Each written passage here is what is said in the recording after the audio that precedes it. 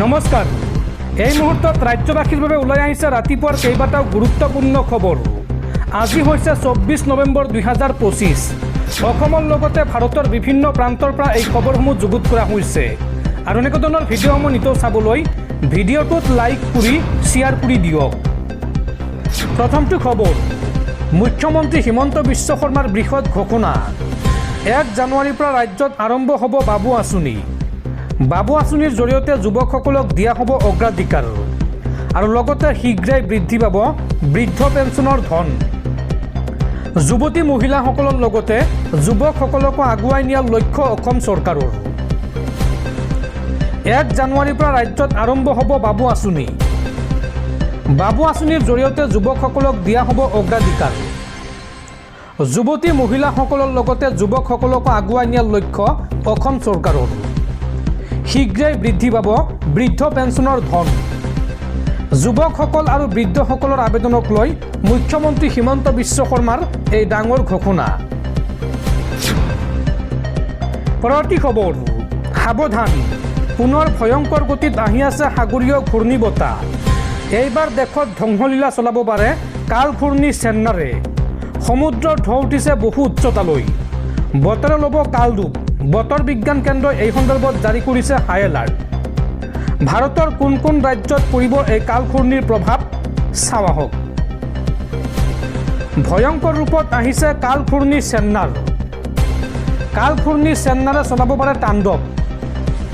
সকলোকে সতৰ্কতা অৱলম্বন কৰিবলৈ আহ্বান বতৰ বিজ্ঞান কেন্দ্ৰৰ। 26 নৱেম্বৰত কাল ঘূৰ্ণীলৈ পৰিণত হ'ব চেন্নাৰ। আগন্তুক সপ্তাহত ইয়াৰ প্ৰভাৱ হ'ব অধিক তীব্ৰতৰ। বুধবাৰলৈকে বতৰে ভয়ংকৰ ৰূপ ধাৰণ কৰাৰ সম্ভাৱনা। চেন্নাৰৰ ফলত প্ৰচণ্ড বৰষুণ হোৱাৰ আশংকা প্ৰকাশ কৰা হৈছে আৰু চেন্নাৰৰ বাবেই সমুদ্ৰৰ ঢৌ উঠিছে বহু উচ্চতালৈ।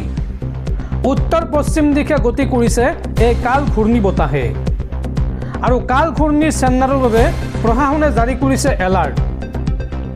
মাছমৰীয়াসকলক সাগৰত নাযাবলৈ আহ্বান প্ৰশাসনৰ। আন্দামান নিকোবৰ দ্বীপপুঞ্জত সৃষ্টি হোৱা কাল ঘূৰ্ণীৰ বাবে হাই এলাৰ্ট জাৰি IMDৰ। পৰৱৰ্তী খবৰ, নেপালক পৰাস্ত কৰি চেম্পিয়ন হ'ল ভাৰত। অন্ধ মহিলা ক্ৰিকেট বিশ্বকাপৰ ফাইনেলৰ খিতাপ দখল ভাৰতৰ। ফাইনেলত নেপালক 7 উইকেটত পৰাস্ত কৰে ভাৰতে। পৰৱৰ্তী খবৰ, এইবাৰ অমিত শ্বাহেও ৰক্ষা কৰিব নোৱাৰিব হিমন্ত বিশ্ব শৰ্মাক। কংগ্ৰেছ শাসনলৈ আহিলেই মুখ্যমন্ত্ৰীয়ে কৰা অন্যায়ৰ বিচাৰ হ'ব। শক্তি প্ৰদৰ্শন কৰি মুখ্যমন্ত্ৰী হিমন্ত বিশ্ব শৰ্মাক এই চেলেঞ্জ কংগ্ৰেছৰ। শক্তি প্ৰদৰ্শন কৰি মুখ্যমন্ত্ৰী হিমন্ত বিশ্ব শৰ্মাক এইবাৰ চেলেঞ্জ কংগ্ৰেছৰ। এইবাৰ অমিত শ্বাহেও ৰক্ষা কৰিব নোৱাৰিব হিমন্ত বিশ্ব শৰ্মাক। গৌৰৱ গগৈৰ নেতৃত্বত কংগ্ৰেছে 2026ত অসমত গঠন কৰিব চৰকাৰ আৰু কংগ্ৰেছ শাসনলৈ আহিলেই মুখ্যমন্ত্ৰীয়ে কৰা অন্যায়ৰ বিচাৰ হ'ব। বিজেপিৰ পৰা পৰিত্ৰাণ পাবলৈ উঠি পৰি লাগিছে দল সংগঠনৰ লগতে অসমৰ জনতা। যোগদান কাৰ্যসূচীত কংগ্ৰেছী বিধায়ক আসিফ মহম্মদ নাজাৰৰ এই বিস্ফোৰণ। উল্লেখযোগ্য যে দেওবাৰে লাহৰীঘাটত শতাধিক লোকে যোগদান কৰিলে কংগ্ৰেছত আৰু শক্তি প্ৰদৰ্শন কৰি মুখ্যমন্ত্ৰী হিমন্ত বিশ্ব শৰ্মাক এই চেলেঞ্জ কংগ্ৰেছৰ। পৰৱৰ্তী খবৰ, আন্তঃৰাষ্ট্ৰীয় বজাৰত পুনৰ সুৰাসুৰে কমিছে ভাৰতীয় টকাৰ মূল্য। এইবাৰ পুনৰ সৰ্বকালৰ অভিলেখ ভাঙি ভাৰতীয় টকাৰ পতন। শোচনীয় হৈ পৰিল দেশীয় মুদ্ৰা। আমেৰিকাৰ $1 বিপৰীতে আজিৰ দিনটোত ভাৰতীয় টকাৰ মূল্য হৈছে গৈ 89 টকা 62 পইচা। অৰ্থাৎ আমেৰিকাৰ $1 ভাৰতৰ 89 টকা 62 পইচা।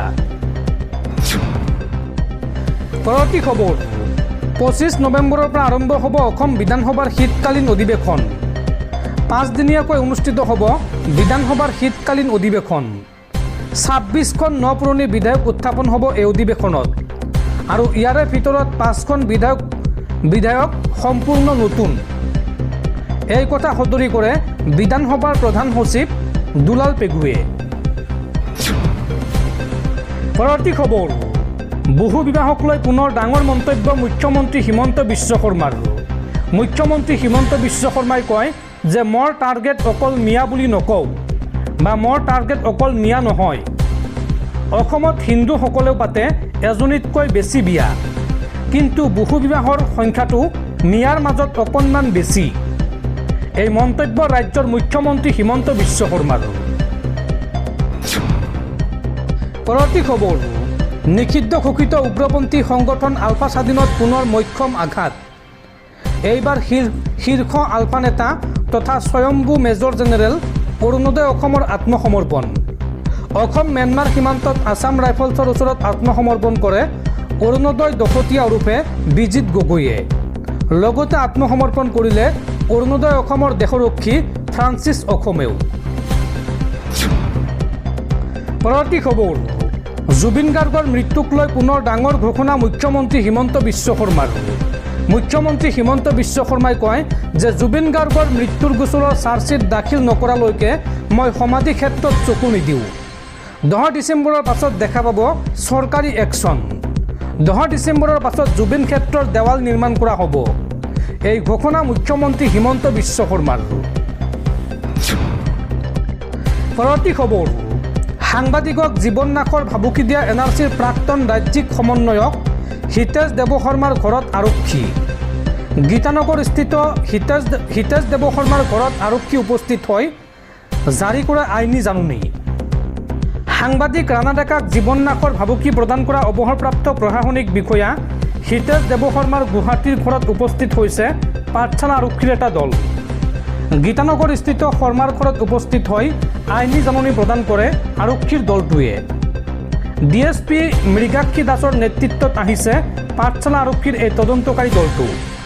উল্লেখ কৰা প্ৰয়োজন যে সাংবাদিক ৰাণা ডেকাক হিতেশ দেৱশৰ্মাই ফোনযোগে ভাবুকি প্ৰদান কৰিছিল। জুবিন গাৰ্গৰ মৃত্যুৰ 5 মৃত্যুকাণ্ডৰ 5 অভিযুক্তক বাক্সাৰ জেললৈ নিয়াৰ সময়ত উদ্ভৱ হোৱা পৰিস্থিতিক লৈ সূত্ৰপাত হৈছিল এই ঘটনাৰ। উক্ত দিনটোত জেইলৰ সন্মুখত ৰাইজক লাঠিৰে প্ৰহাৰ কৰা আৰক্ষী বিষয়া গীতাৰ্থ দেৱ শৰ্মা আছিল হিতেশ দেৱশৰ্মাৰ পুত্ৰ। আৰু পুত্ৰক দোষাৰোপ কৰি বাতৰি পৰিৱেশন কৰাৰ বাবেই 4 ঘণ্টাৰ ভিতৰত ক্ষমা নুখুজিলে সাংবাদিকগৰাকীৰ লগতে পুত্ৰৰো জীৱন নাশৰ ভাবুকি দিছিল হিতেশ দেৱশৰ্মাই। আৰু ইয়াৰ পিছতে আৰক্ষী অধীক্ষকৰ কাৰ্যালয়ত ৰাণা ডেকাই ৰুজু কৰিছিল গোচৰ। মুখ্যমন্ত্ৰী হিমন্ত বিশ্ব শৰ্মায়ো এই বিষয়ত প্ৰতিক্ৰিয়া প্ৰকাশ কৰিছিল। ঘটনাটোক লৈ ৰাজ্যজুৰি তীব্ৰ প্ৰতিক্ৰিয়া সৃষ্টি হোৱাৰ পাছতে প্ৰায় 4 দিনৰ পিছত তদন্ত প্ৰক্ৰিয়া আৰম্ভ কৰিছে আৰক্ষীয়ে।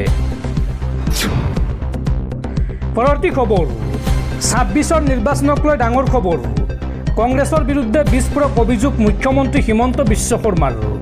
মুখ্যমন্ত্ৰীগৰাকীয়ে কয় যে নিৰ্বাচনৰ নামত কংগ্ৰেছে প্ৰাৰ্থীৰ পৰা বহু পইচা উঠাব। ৰাজ্যৰ 22টা সমষ্টিৰ প্ৰাৰ্থীক ধন দিবলৈ ইংগিত দিছে কংগ্ৰেছে। 1 কোটি এডভান্স দিয়ক আৰু বাকী 3 কোটি পিছত দিব লাগিব। মিয়া সমষ্টিত যিমান প্ৰাৰ্থী আছে তাৰ পৰা এতিয়া ধুমধাম পইচা উঠাব কংগ্ৰেছে। কংগ্ৰেছৰ বিৰুদ্ধে এই গুৰুতৰ অভিযোগ মুখ্যমন্ত্ৰী হিমন্ত বিশ্ব শৰ্মাৰ। পৰৱৰ্তী খবৰ, বিজেপি চৰকাৰৰ বিৰুদ্ধে পুনৰ ৰাজপথলৈ ওলাই আহিছে শ খিলঞ্জীয়া পুৰুষ মহিলা। এফালে জনজাতিকৰণৰ দাবী, আনফালে জনজাতিকৰণৰ বিৰোধিতা।